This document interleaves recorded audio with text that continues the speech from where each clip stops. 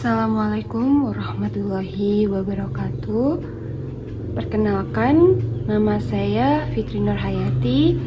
Saya adalah mahasiswa PPG Calon Guru Gelombang 2 tahun 2024 dari Universitas Veteran Bangun Nusantara Sukoharjo dari jurusan PGSD. Di sini saya akan memaparkan hasil dari seminar pendidikan profesi guru. Saya mengambil mata kuliah prinsip pengajaran dan asesmen 1 di sekolah dasar dan menengah. Judul yang saya ambil yaitu Menganyam Budaya dalam Matematika melalui pendidikan CRT dengan media Tangram Batik dan juga rumah adat. Untuk alur pembahasan dalam materi yang akan saya sampaikan terdiri dari 5 poin. Yang pertama yaitu ada identifikasi diri. Yang kedua, hasil refleksi pengalaman belajar yang paling bermakna. Yang ketiga, desain inovasi. Yang keempat, rencana tindak lanjut. Yang kelima, paradigma makna guru. Untuk poin yang pertama terkait dengan identifikasi diri, saya mengambil beberapa kutipan yang saya gabungkan menjadi satu dan saya tambahi, yaitu bahagia itu sederhana ketika bisa berbagi ilmu, membantu yang membutuhkan, dan menjadi bagian dari tumbuhnya mimpi-mimpi orang lain. Jadi kutipan ini mencerminkan alasan saya memilih dan masih berada di jalur pendidikan, terutamanya menjadi guru. Bagi saya, menjadi guru bukan sekedar profesi, tetapi juga bentuk kepedulian hati dan juga panggilan hati. Setiap kali saya bisa membantu peserta didik memahami sesuatu, mendampingi mereka dalam kesulitan, atau sekedar hadir dan mendengarkan, saya merasakan kebahagiaan yang tulus. Saya merasa bersyukur ketika dapat berbagi ilmu dan menjadi bagian kecil dari perjalanan hidup mereka. Dalam setiap proses belajar, saya tidak hanya mengajarkan pengetahuan saja, tetapi juga menanamkan nilai, harapan, dan semangat. Itulah kebahagiaan yang tidak ternilai ketika kehadiran saya membawa arti bagi orang lain. Kemudian untuk visi pribadi saya untuk pendidikan di Indonesia, yaitu saya memimpikan pendidikan di Indonesia yang berkeadilan, berpihak pada peserta didik, serta menuntun mereka menjadi pribadi yang berkarakter, berpikir kritis, dan siap menghadapi tantangan di masa depan. Pendidikan yang saya dambakan adalah pendidikan yang tidak hanya mentransfer ilmu pengetahuan saja, tetapi juga menumbuhkan nilai kemanusiaan, menghormati keberagaman, dan juga memberikan ruang bagi setiap anak untuk berkembang sesuai dengan potensinya. Kemudian visi pribadi saya sebagai seorang calon guru, yaitu saya ingin menjadi guru yang profesional, peduli, dan mendidik dengan hati, serta mampu menghargai setiap perbedaan yang ada di dalam kelas. Guru yang tidak hanya mengajar, tetapi juga hadir sebagai sahabat, pendamping, dan juga teladan.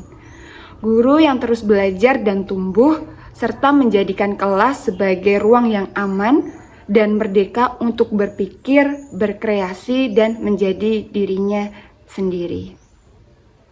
Kemudian, hal yang dilakukan untuk mencapai visi-visi tersebut, yang pertama yaitu meningkatkan kompetensi dan profesional sebagai seorang guru.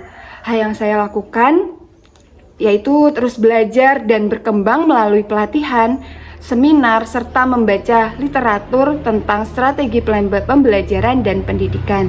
Kemudian mengembangkan keterampilan pedagogik agar bisa menyesuaikan metode mengajar dengan kebutuhan peserta didik. Kemudian menguasai teknologi dalam pembelajaran agar lebih inovatif dan menarik bagi peserta didik. Kemudian yang kedua yaitu mengutamakan pendekatan yang berpihak kepada peserta didik.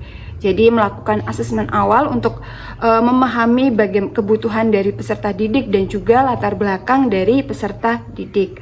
Kemudian menerapkan strategi pembelajaran yang aktif, kolaboratif, dan menyenangkan untuk meningkatkan keterlibatan peserta didik. Kemudian menciptakan lingkungan belajar yang aman, nyaman, suportif agar peserta didik merasa termotivasi. Kemudian yang ketiga, mengembangkan pendidikan yang berkeadilan dan menghargai perbedaan. Nah, caranya yaitu dengan menyesuaikan strategi pembelajaran untuk menjembatani perbedaan sosial ekonomi dari setiap peserta didik. Kemudian menjalin komunikasi yang baik dengan orang tua dan masyarakat untuk mendukung perkembangan dari peserta didik. Lalu mendorong budaya gotong royong dan empati dalam kelas agar peserta didik belajar menghargai keberagaman. Yang keempat, menjadi guru yang mendidik dengan hati. Membangun hubungan yang baik dengan peserta didik, memahami karakter dan juga kebutuhan mereka.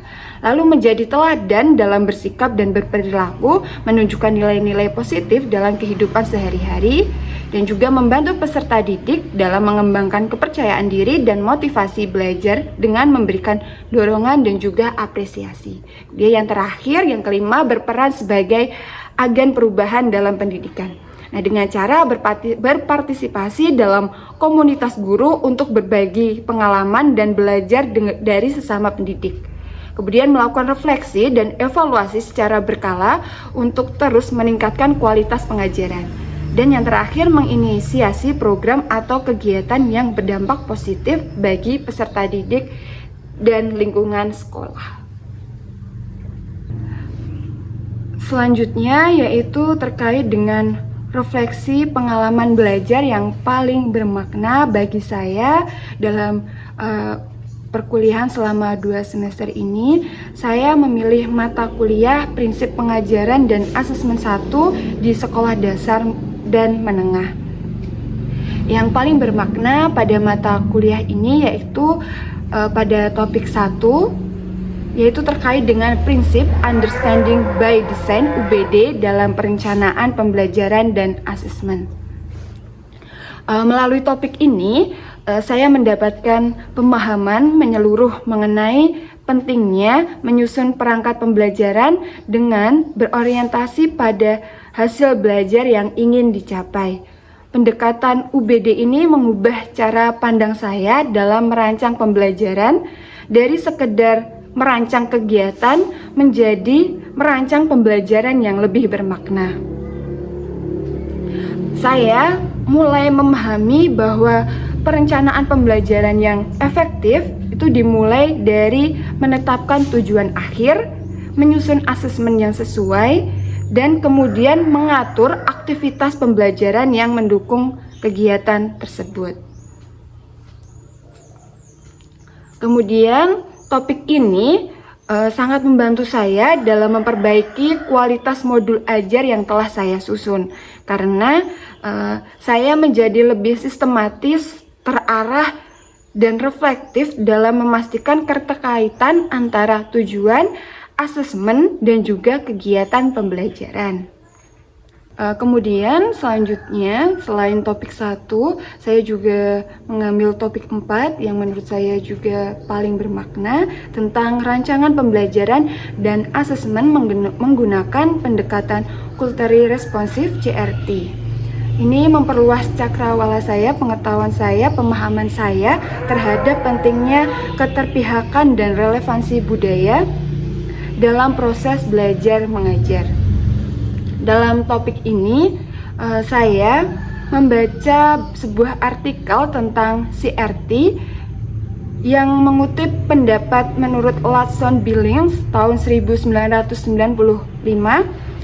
halaman 164, yang menyatakan bahwa terdapat 3 proporsi dalam pendidikan tanggap budaya, yaitu yang pertama, peserta didik mencapai kesuksesan akademis. Yang kedua, peserta didik memiliki dan mengembangkan kompetensi budaya, cultural competence. Dan yang terakhir, peserta didik membangun kesadaran kritis atau kritis consciousness agar dapat berperan dalam merombak tatanan sosial yang tidak adil.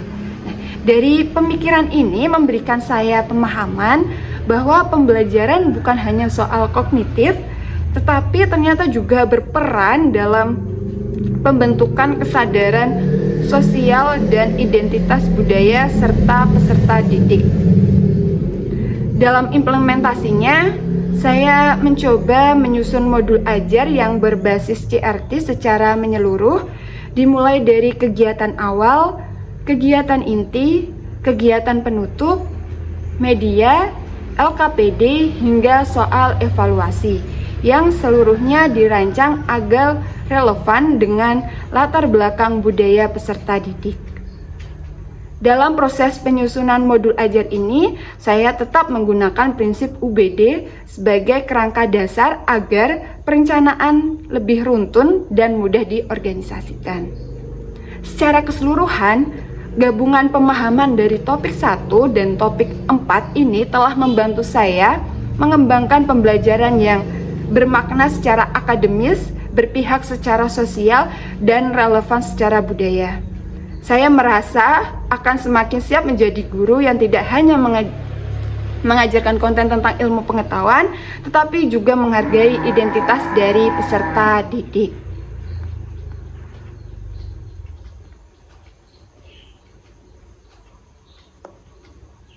Selanjutnya yaitu artefak pembelajaran yang saya pilih.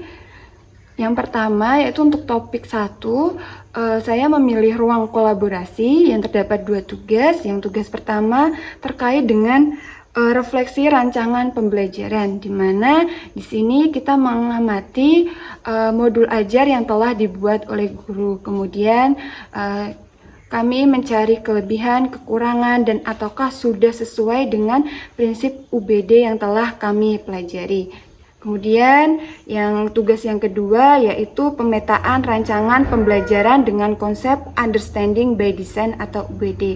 Jadi di sini setelah kami mengamati mengamati modul ajar guru, bagaimana kekurangan, kelebihan, dan apakah sudah sesuai dengan prinsip UBD-nya, selanjutnya dari kami mahasiswa membuat modul ajar berdasarkan dengan prinsip UBD yang telah kami pelajari. Nah, hal tersebut dapat dilihat di sekian di sini hasil artefak yang telah saya buat.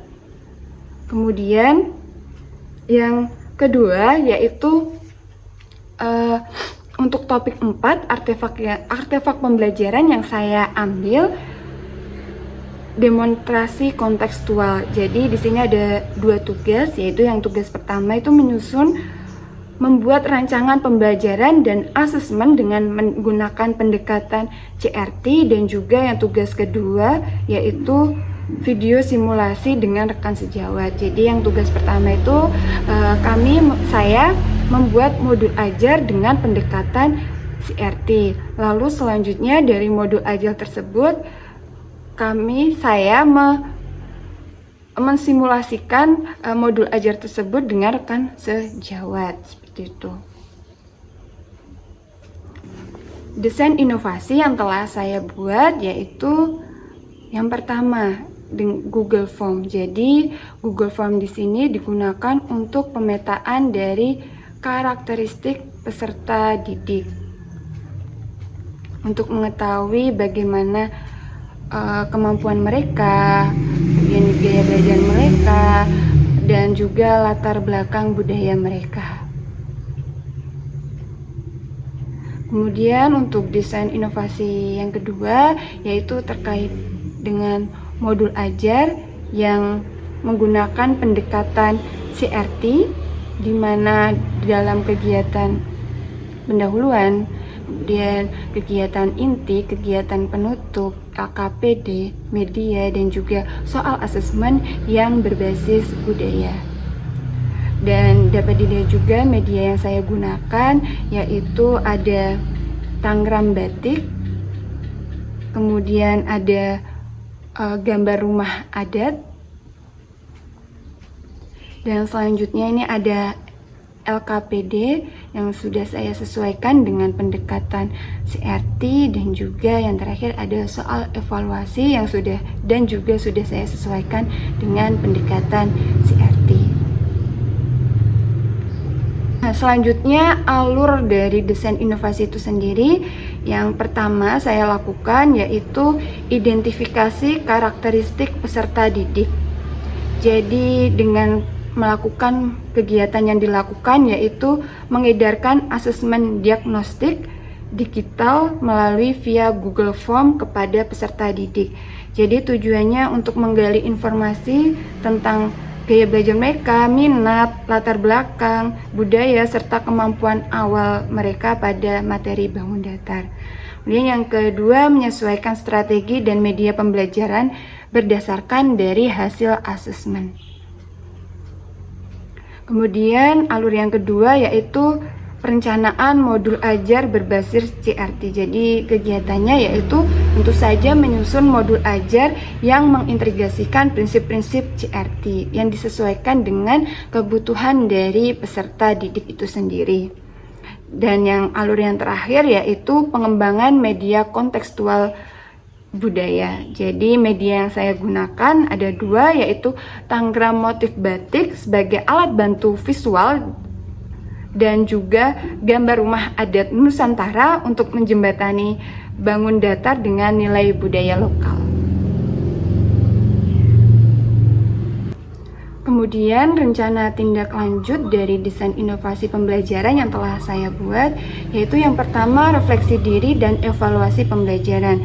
Jadi tujuannya untuk mengidentifikasikan keberhasilan dan tantangan selama pelaksanaan pembelajaran, serta memetakan perbaikan yang perlu dilakukan. Seperti langkah-langkah apa yang bisa diambil, seperti refleksi harian, kemudian review asesmen diagnostik, serta analisis evaluasi. Yang kedua yaitu pengembangan modul ajar dan media pembelajaran. Tujuannya yaitu untuk memperbaiki dan memperkaya modul ajar serta media pembelajaran berdasarkan umpan balik dari peserta didik dan juga hasil evaluasi. Langkah tindak lanjutnya yaitu pemutakhiran modul ajar, menambahkan lebih banyak contoh soal dan aktivitas yang relevan dengan konteks budaya lokal, kemudian menambahkan variasi media, serta mungkin bisa kolaborasi dengan ahli budaya. Yang ketiga, peningkatan partisipasi peserta didik. Jadi tujuannya untuk meningkatkan keterlibatan dan motivasi peserta didik dalam pembelajaran berbasis budaya. Contohnya seperti melakukan kegiatan proyek budaya, mendorong peserta didik ini untuk membuat proyek budaya, seperti membuat model rumah adat atau poster batik yang mengaitkan matematika dalam kehidupan sehari-hari. Kemudian yang terakhir yaitu pemantauan dan evaluasi jangka panjang. Jadi tujuannya itu untuk mengukur dampak jangka panjang dari inovasi pembelajaran terhadap perkembangan peserta didik. Jadi rencana tindak lanjut ini bertujuan untuk memastikan bahwa desain inovasi yang telah saya kembangkan itu tidak hanya dapat diterapkan sekali, tetapi juga harus terus diperbaiki dan terus ditingkatkan dengan melibatkan berbagai pihak seperti guru, orang tua, dan juga komunitas lainnya. Inovasi ini diharapkan dapat memberikan dampak dalam jangka panjang yang positif, baik dalam pemahaman matematika maupun penguatan nilai-nilai budaya lokal.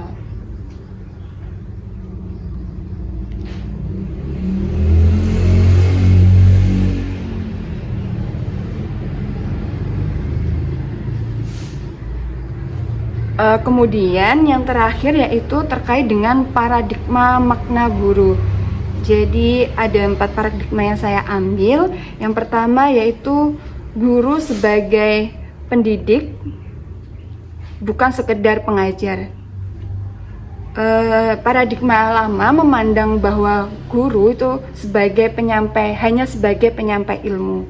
Namun dalam paradigma baru, guru dipahami sebagai pendidik yang tidak hanya mentransfer ilmu pengetahuan saja, tetapi juga menumbuhkan karakter, nilai, dan potensi kemanusiaan peserta didik. Jadi guru bukan hanya mengajar apa, tetapi menuntun siapa. Yang kedua yaitu guru sebagai fasilitator dan pembelajar sejati.